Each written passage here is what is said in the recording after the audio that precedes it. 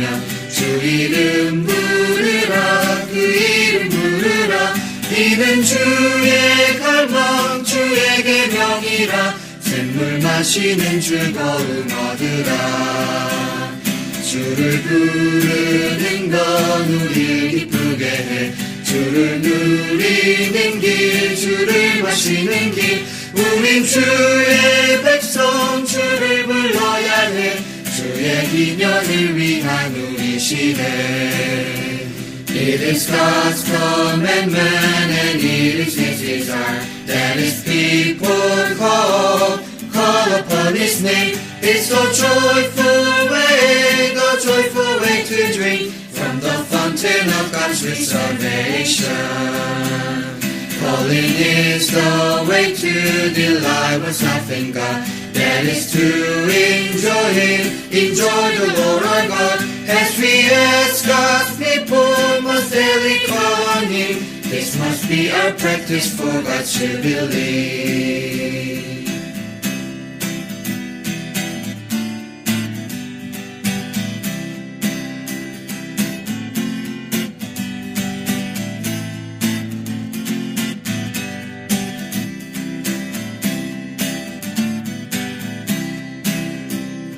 구원의 샘물을 마시려 한다면 주 이름 부르라 그 이름 부르라 이는 주의 갈망 주의 계명이라 샘물 마시는 즐거움 얻으라 주를 부르는 건 우릴 기쁘게 해 주를 누리는 길 주를 마시는 길 우린 주의 백성 주를 불러야 해 주의 기년을 위한 우리 시대 구원의 샘물을 마시려 한다면 주 이름 부르라 그 이름 부르라 이는 주의 갈망 주의 계명이라 샘물 마시는 즐거움 얻으라 주를 부르는 건 우릴 기쁘게 해 주를 누리는 길 주를 마시는 길 우린 주의 백성 주를 불러야 해 주의 기년을 위한 우리 시대 구원의 샘물을 마시려 한다면 주 이름 부르라 그 이름 부르라 이는 주의 갈망 주의 계명이라 샘물 마시는 즐거움 얻으라 주를 부르는 건 우릴 기쁘게 해 주를 누리는 길 주를 마시는 길 우린 주 한국복음서원은 미국 복음주의 출판사 협의회인 ECPA의 정회원이자 투표권 행사 멤버인 LSM에서 출간한 영적 서적들을 번역, 출판하고 있습니다.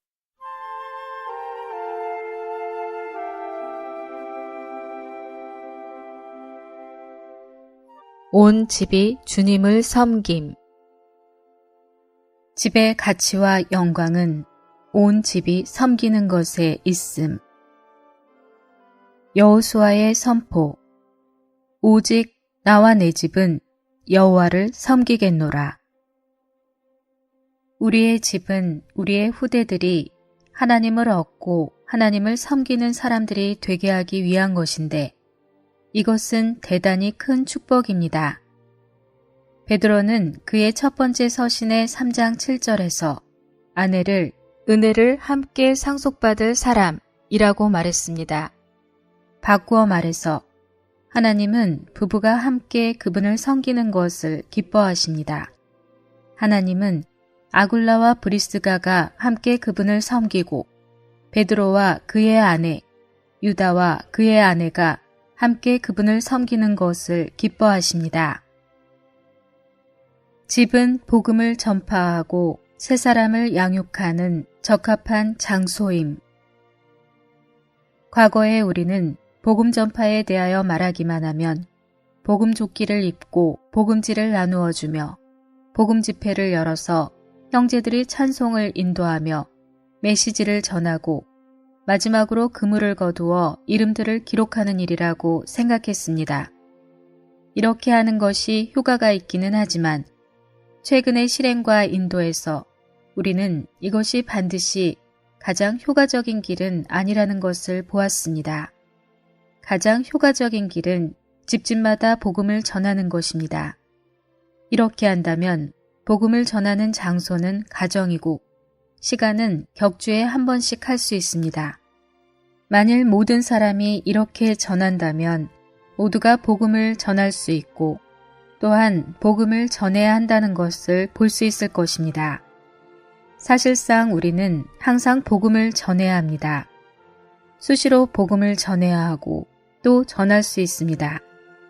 집집마다 항상 복음을 전하는 것이 가장 효과적인 길입니다.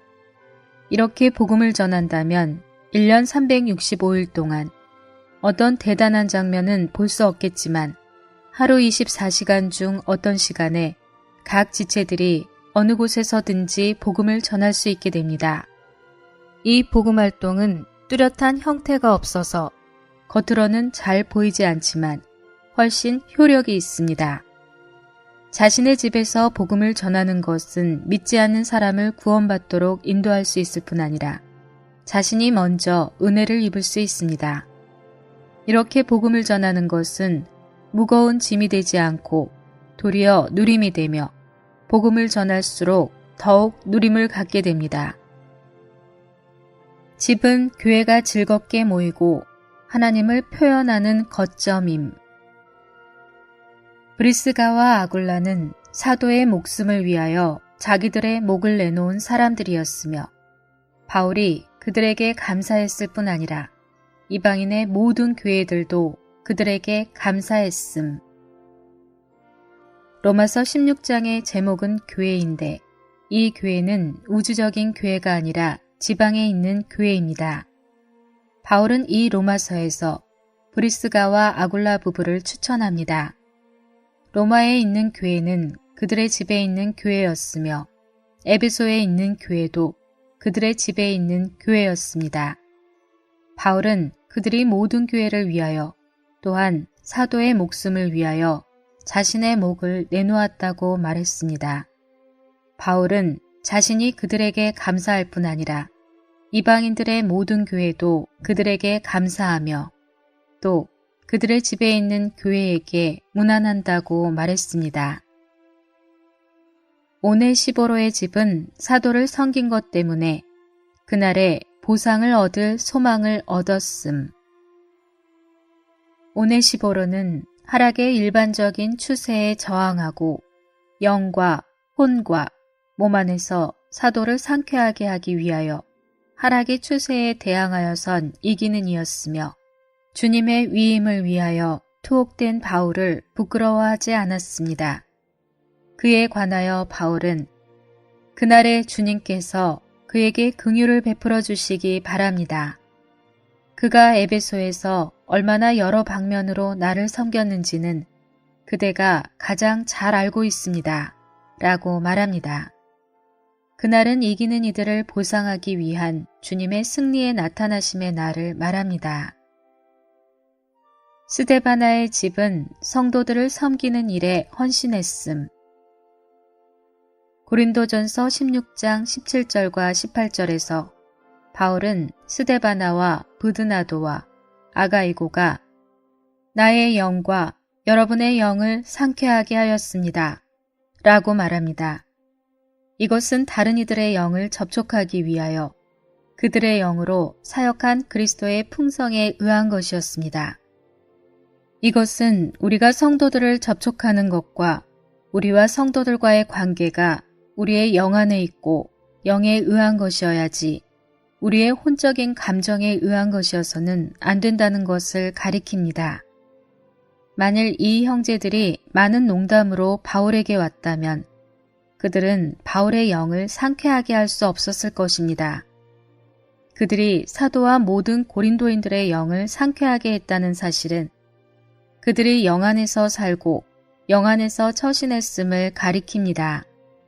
10절부터 21절까지는 사도와 그의 동역자들 가운데뿐 아니라 또한 그들과 교회들 사이에 있는 몸을 건축하기 위한 아름다운 조화 안에서의 몸의 생활의 실제적인 실행의 그림을 제시합니다. 우리가 보았듯이 이 건축은 12장부터 14장까지에서 강하게 강조되었습니다. 집은 성도들이 하나님을 섬기는 기본 단위임. 신약 성경에서 우리는 달콤한 가정을 많이 볼 수 있습니다. 여기에는 가이사의 집, 고넬료의 집, 자주색 옷감 장수인 루디아의 집, 이름조차도 언급되지 않은 간수의 집, 스데바나의 집과 그리스보의 집이 있습니다. 그럴 뿐 아니라 어떤 사람들은 자기의 집에서 집회를 가졌습니다. 아굴라와 브리스길라의 집, 눈바의 집과 빌레몬의 집이 그 예들입니다. 이것은 우리에게 하나님의 구원과 봉사의 단위가 집이었다는 것을 분명하게 보여줍니다. 심지어 구약에 있는 두 차례의 큰 구원의 예표도 집을 그 단위로 하였습니다. 첫 번째는 홍수의 예표인데 노아의 일가족 8명은 방주 안으로 들어갔으며 이를 통하여 하나님의 심판을 받은 세상에서 구출되었습니다. 두 번째는 유월절의 예표인데 이스라엘 백성은 각 집을 단위로 하여 양을 한 마리씩 잡아서 피를 문설주와 임방에 바르고 양고기를 먹었습니다. 각 사람이 양을 한 마리씩 잡은 것이 아니라 집을 단위로 하여 한 마리씩 잡았습니다. 이러한 것들은 성경의 기본적인 진리들이었지만 우리는 그것들을 소홀히 했습니다. 우리는 기독교의 영향을 받아 이에서 빗나간 것입니다. 주님의 회복이 시작될 때부터 워치마니 형제님은 교회가 집의 단위로 세워질 필요가 있다는 것을 지적하였습니다. 나는 그에게서 이것을 배워서 그 실행을 대만으로 가져왔으며 거기에 그룹의 개념을 더했습니다. 영적인 것들은 항상 물질적인 세계에서 그 상징을 찾을 수 있습니다. 한 나라가 번성하고 사회가 건강한가는 전적으로 각 가정이 강건한가에 달려 있습니다. 중국인들은 대대로 가정에서 부모가 자녀를 가르치며 생활합니다. 그러므로 자녀들이 자라서 결혼을 한 후에는 결혼생활 전문가의 교육을 받지 않고도 스스로 가정을 이루어 생활할 수 있습니다. 이것은 그들이 어려서부터 부모님을 따라서 가정생활을 어떻게 해야 하는지를 철저하게 보았기 때문입니다.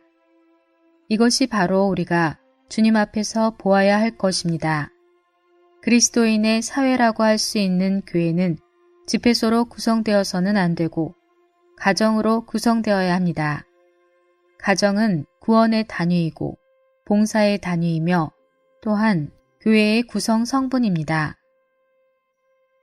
일이 가정에까지 이르러야만 기초가 견고해지며 노력을 적게 들이고도 많은 효과를 얻을 수 있음. 학생들에 대한 복음의 일에 관하여는 우리가 일을 얼마나 잘하는지와 관계없이 외적인 환경의 영향을 크게 받을 수 있습니다. 어떤 변화를 체험하거나 환경이 조금만 바뀌어도 일을 계속해 나가기가 어렵습니다. 그러나 가정은 그러한 어려움이 없습니다. 학생들에 대한 복음의 일에 어떤 상황이 발생할 수 있지만 바람이 불고 비가 와도 가정은 언제나 그 자리에 있습니다. 학교 복음의 일을 위한 보급기지가 가정이며 가정을 단위로 하는 것은 가장 안정적인 기초입니다. 마찬가지로 각계각층의 사람들에게 복음을 전하는 일의 기초 또한 가정이 되어야 합니다. 어떤 일을 하든지 가정으로 가져오지 않는다면 기초가 없습니다. 일단 일을 가정으로 가져온다면 기초가 견고해지고 무엇을 하든지 노력을 적게 들이고도 많은 효과를 거둘 수 있습니다. 모든 믿는 이들의 집이 주님을 섬기기 위해 열릴 때 교회는 건축됨. 주님께서 안배하신 교회 생활은 가정 집회를 기초로 합니다. 가정집회는 마치 가정에서 밥을 먹는 것과 같습니다. 대집회는 마치 식당에서 밥을 먹는 것 같아서 우리를 대신해서 요리를 하는 사람이 있고 우리는 다만 가서 누리면 됩니다. 그러나 대부분의 경우 늘 식당에서 밥을 먹는 사람은 건강하지 않은데 그 이유는 사람들이 거기서 과음과 과식을 하기가 쉽기 때문입니다. 반면에 평소에 집에서 먹는 식사는 맛이 비교적 담백하지만 사람의 건강에는 좋습니다. 어떤 가정은 가정집회를 통해 사람을 교회 생활 안으로 들어오게 했는데 들어온 사람이 모두 남아있는 열매가 되었다고 말합니다. 또한 그들이 구원시킨 세 사람도 다 그들에게서 배워 다른 사람이 주님을 믿도록 인도하고 가정집회를 세웠습니다. 지난 몇 기의 훈련의 결과로 2,000 정도 되는 새로운 가정을 얻었는데 이것은 우리의 길이 옳고 문두드리기가 효과적이라는 것을 증명합니다. 우리가 만약 이 가정들을 잘 돌볼 수 있다면 우리는 반드시 축복을 받을 것입니다. 우리는 세 사람의 가정에서 가정집회를 세워야 합니다. 이럴 때 비로소 교회의 참된 기초가 놓일 수 있습니다. 집집마다 봉사함으로 발휘되는 탁월한 기능. 믿는 이들의 가정에는 주로 4가지의 용도가 있습니다. 첫째는 가정 단위의 복음 전파를 위한 곳이고, 둘째는 캠퍼스 복음의 일의 보급 기지이며, 셋째는 각계각층의 사람들에게 복음을 전하기 위한 곳이고, 넷째는 어린이의 일을 위한 곳입니다. 우리의 복음의 일의 기초가 강해지려면 형제자매들의 가정이 열려야 합니다. 타이베이 교회에서 우리는 소그룹 집회에 역점을 두고 있는데 약 400개의 소그룹이 있고 각각의 소그룹은 2-3 가정을 포함하고 있습니다. 만약 타이베이 교회에 1,000개의 열린 가정이 있고 가정마다 복음을 전한다면 정말로 놀라운 일이 일어날 것입니다. 중국에는 쌍관제하, 곧 어떤 목적을 이루기 위해 2가지 방법을 동시에 쓰거나 2가지의 일을 동시에 진행하는 능력을 일컫는 말이라는 사자성어가 있습니다. 실질적으로 우리가 가정을 여는 것은 4가지 방법이 동시에 진행되는 것입니다. 우리가 매년 거두는 수확은 이 4가지 다른 밭에서 거두어들인 농작물입니다. 가정과 캠퍼스와 모든 부류와 어린이들에 대한 복음의 일을 통해 우리의 농작물을 거두어 드립니다. 그 기초의 단위는 가정입니다. 복음의 봉사를 위해 성도들의 집을 열어야 함. 복음의 출로는 무엇입니까? 복음의 출구는 사람이고 복음의 출로는 가정입니다. 각각의 형제자매들은 마땅히 가정을 열고 복음을 전해야 합니다. 사도행전 2장과 5장은 우리에게 분명하게 초기에 믿는 이들이 행한 첫 번째 일이 가정을 열고 모인 것이라고 말합니다. 2번째가 이 집 저 집에서 복음을 전한 것입니다. 고넬료가 천사의 지시를 받았을 때 사람을 보내어 베드로를 초대하고 자신의 친척과 가까운 친구들을 그의 집으로 불러 모았습니다. 베드로가 갔을 때 고넬료의 가족뿐만 아니라 고넬료가 초대한 친척과 가까운 친구들도 말씀을 들었습니다. 오늘날 우리가 복음을 전하고 사람을 얻으려면 반드시 가정을 열어야 합니다. 가정마다 이웃과 친구와 학우와 직장 동료가 있습니다. 우리는 가정을 열고 아는 사람들을 한 명씩 초대해야 합니다. 한꺼번에 전부 초대해야 할 필요는 없고 여러 차례 나누어서 한 번에 3명 혹은 5명을 초대할 수 있는데 이 일은 지속적이고 일상적으로 해야 합니다.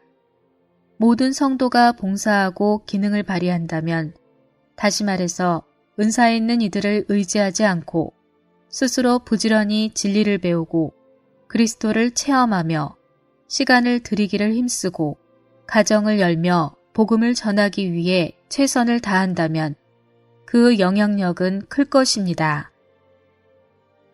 가정을 여는 4가지 길. 가정에서 복음을 전파함.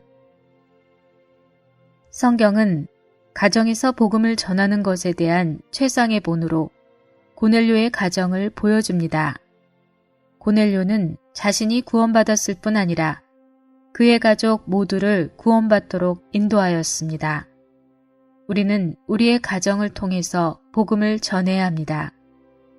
사람들을 가정에 초대하는 가장 좋은 길은 그들을 식사에 초대하거나 그들에게 최상의 다과를 준비해 주는 것입니다. 최상의 다과가 그들의 위로 들어갈 때 그들의 마음은 열릴 것입니다. 최상의 다과가 그들의 위로 들어갈 수만 있다면 주님도 그들의 영 안으로 들어가실 뛰어난 기회를 얻으실 것입니다. 이것은 얼마나 가치 있고 의미 있는 일입니까?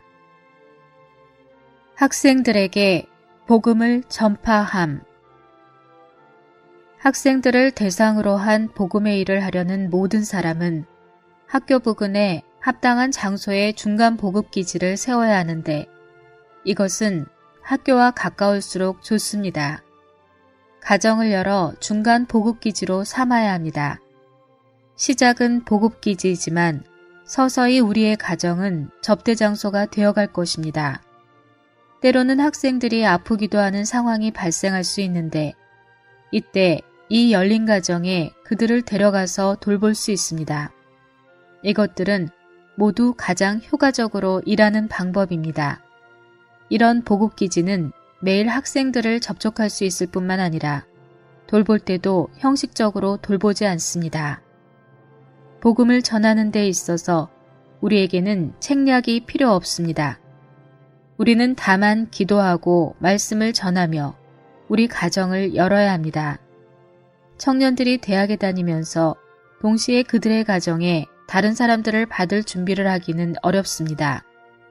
그러므로 젊은이들은 대학에 가서 사람을 얻고 노인들은 기도를 하며 중년의 형제자매들은 그들의 가정을 열어 사람들을 받을 준비를 할 필요가 있습니다. 가정은 밤낮으로 준비되어야 합니다. 어린이들에게 복음을 전파함. 복음을 전하는 셋째 길은 어린이들에게 복음을 전하는 것입니다. 이 일을 위해서는 자매들이 부담을 받아야 합니다. 복음을 전할 장소로서 집회소를 사용할 필요가 없습니다. 오히려 성도들의 가정에서 모이는 것이 가장 좋습니다. 주말을 사용해서 이웃의 아이들을 모으고 친척과 친구들의 아이들을 집으로 초대하십시오. 많은 경우에 부모들이 그들의 자녀들을 통해 구원을 받기 때문에 우리는 어린이들에게 복음을 전하는 일을 간과해서는 안 됩니다. 만일 지금부터 6세에서 12세에 이르는 어린이들에게 복음을 전하기 위해 수고하기 시작한다면 10년 혹은 12년 후에는 이 아이들이 교회 봉사를 책임질 사람이 되어 있을 것입니다. 이 길은 느리게 보일지 모르나 사실은 매우 빠른 길입니다. 모든 부류의 사람들에게 복음을 전파함. 넷째 길은 모든 부류의 사람들에게 복음을 전하는 것입니다. 우리의 형제자매들은 다양한 직업을 갖고 있고 다양한 분야에서 일합니다. 그들은 학교, 병원, 공장, 회사, 관청이나 개인 사업체 등에서 일하고 있습니다. 우리는 어디에 있든지 우리가 만나는 모든 사람에게 복음을 전함으로 그들에게 영향을 끼쳐야 합니다. 현재 가장 효과 있는 복음 전파는 각 계층의 형제자매들이 그들의 집을 열어서 복음 친구들을 초청하도록 격려하는 것입니다. 복음을 전파하는 것이 우리의 생활이 되어야 함. 만일 우리가 이 4가지 방법을 사용하여 일제히 복음을 전한다면 1년 내에 교회의 인수가 2배가 되는 것은 어렵지 않을 것입니다. 우리 모두가 일어나 진리를 배우고 생명의 성장을 추구하며 정상적인 교회 생활을 하고 복음의 진리를 전하고자 한다면 1년 후에는 모든 형제자매가 강해질 것이고 교회들 또한 풍성하고 많은 열매를 맺게 될 것입니다. 가정에서 한 사람 한 사람이 기능을 발휘하여 복음의 제사장으로서 하나님을 섬김. 믿는 이의 가정에서 집회를 하는 것은 그리스도의 모든 지체가 기능을 발휘하도록 합니다. 대집회 안에서는 성도들이 기능을 발휘하는 것이 쉽지 않습니다. 그러나 4-5명 혹은 2-3명이 모이는 소그룹 집회에서는 남자아이와 여자아이도 기능을 발휘할 수 있습니다. 그들은 예수님께서 저를 사랑하시고 저도 예수님을 사랑해요. 이것은 정말 너무 좋아요 라고 말할 수 있습니다. 이것이 비록 작은 기능이라고 할지라도 하찮게 여기지 말아야 합니다. 믿은 지 얼마 되지 않은 사람들은 처음에는 기능을 조금만 발휘할 수 있을 뿐이지만 그때부터 그들은 생명과 기능에서 계속해서 전진합니다. 모든 지체가 기능을 발휘하는 것을 통하여 이 작은 가정 집회는 자라고 건축될 것입니다. 나라와 사회에 영향을 미침. 우리의 일이 확산되려면 우리는 반드시 진리와 생명이 있어야 합니다. 우리에게는 또한 반드시 버팀대와 가정이 되는 교회가 있어야 하는데 새로운 사람들은 그런 곳에 이끌릴 수 있습니다. 우리가 이러한 방식으로 일한다면 대만의 인수만 많은 것이 아니라 합당한 증거를 지닌 강하고 살아있는 교회들이 있게 될 것입니다. 빛나며 비추는 등잔대들이 있을 것입니다. 그뿐 아니라 성도들은 소금이 될 것이고 사회의 각계각층에서 세균을 죽이는 기능을 가질 것입니다. 그 결과 나라와 사회는 축복을 받을 것입니다. 가정은 우리의 생활과 하나님을 섬기는 기본 단위이며 가정 집회를 실행함에 있어서 매우 중요함. 우리의 집회는 가정 집회와 소그룹 집회와 지역 집회를 포함합니다. 우리 자신의 가정에서 시작하여 매일 아침 2구절씩 말씀을 기도로 읽는다면 온 가족이 은혜를 받을 것입니다. 우리가 이렇게 생활한다면 우리가 다른 사람을 인도하여 구원받게 할 때 즉시 가정 집회를 갖도록 그를 인도할 수 있습니다. 그런 다음 이웃이나 가까운 곳에 사는 서너 가정과 함께 소그룹 집회를 가질 수 있습니다. 또한 실질적인 상태와 환경과 시간에 따라 주일에 중요한 집회를 안배할 수 있는데 이것이 바로 지역 집회입니다. 50명을 기준으로 인수가 증가하면 한 지역을 더 나눌 수 있습니다. 이렇게 한다면 사람들이 모두 직분을 수행할 수 있는 동시에 사람들을 돌볼 때도 비교적 세밀하게 돌볼 수 있습니다. 새신자를 먹이고 그들을 생명 안에서 자라게 하며 남아있는 열매가 되도록 인도하기 위하여 우리는 그들의 가정 집회에 참석하여 그들과 함께 집회를 하면서 직접 그들을 인도하고 먹여야 합니다. 우리가 한 번씩 가서 갓 믿은 사람들을 먹이고 돌본다면 결과적으로 그들 한 사람 한 사람이 우리와 같이 변화되어 세상을 사랑하지 않고 주님만을 사랑하며 항상 주님으로 충만되어서 때가 될 때 자신을 하나님께 제물로 드릴 수 있게 됩니다. 가정에서의 복음 전파를 통해 오랫동안 집회에 나오지 않는 사람들이 회복됨. 소그룹에서 우리는 모든 형제자매가 가정을 열도록 격려해야 합니다. 강한 사람이든 약한 사람이든 가끔 집회에 오는 사람이든 심지어 1년에 한 번 오는 사람이든 관계없이 우리는 그들이 가정을 열도록 격려해야 하는데 이것은 복음을 전하기 위해서입니다.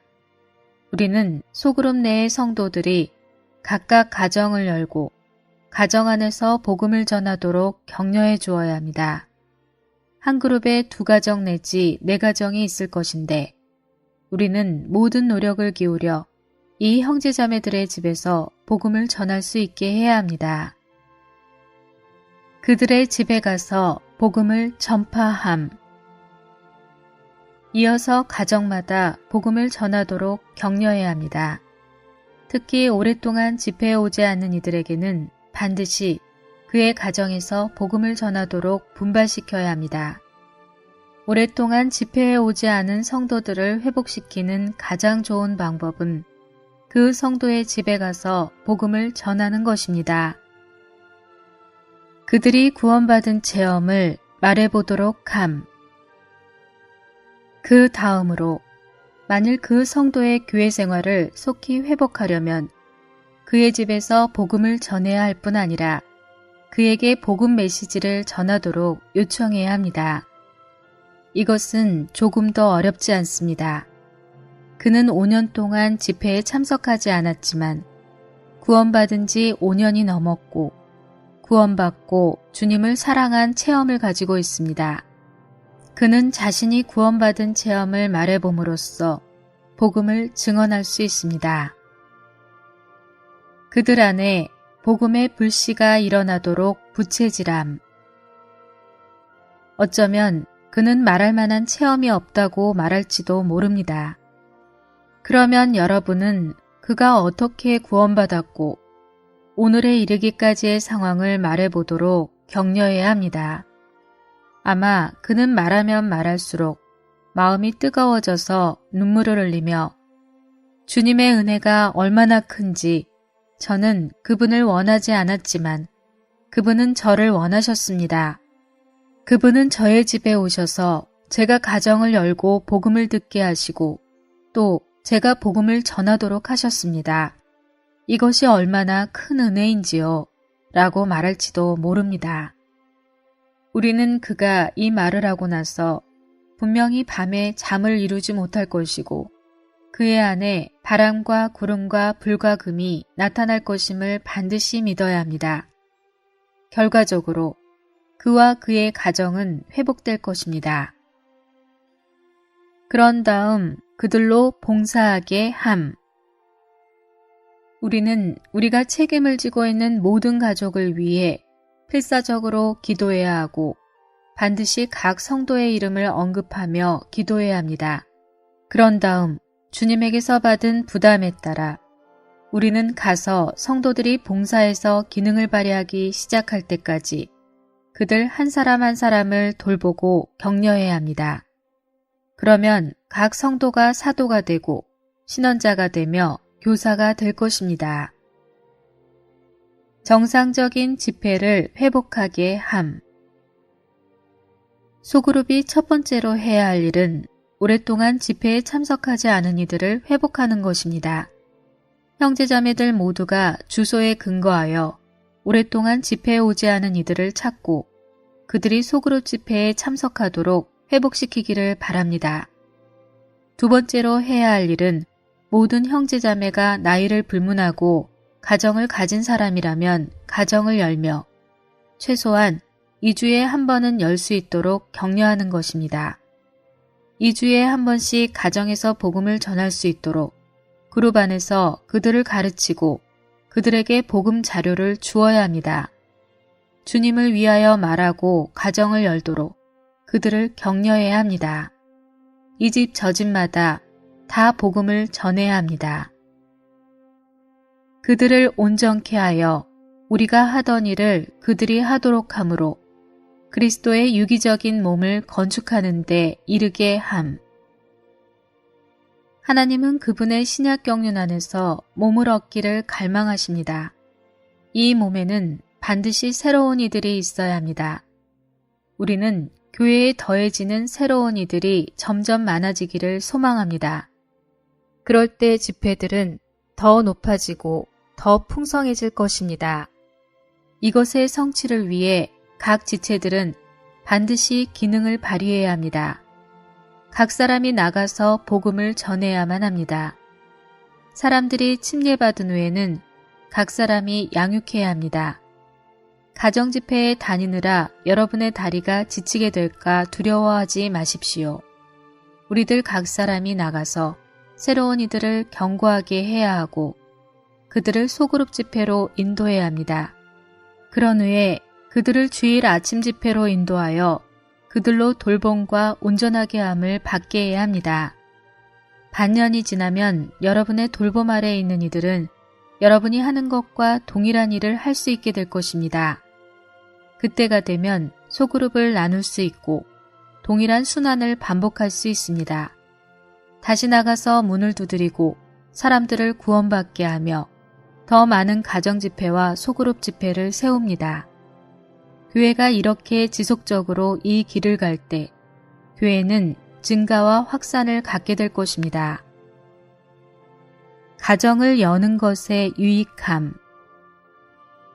가정집회는 교회가 확장되고 건축되는 유일한 길입니다. 가정집회는 많은 긍정적인 일을 산출합니다. 가정집회에서 각 사람은 모두 추구하는 이와 봉사하는 이와 메시지를 전하는 이와 가르치는 이가 되고 또한 자연스럽게 주님을 위하여 증언하는 사람이 됩니다. 우리는 주님의 회복 가운데 있는 모든 믿는 이들이 그들의 가정에서 집회를 갖도록 격려할 수 있기를 바랍니다.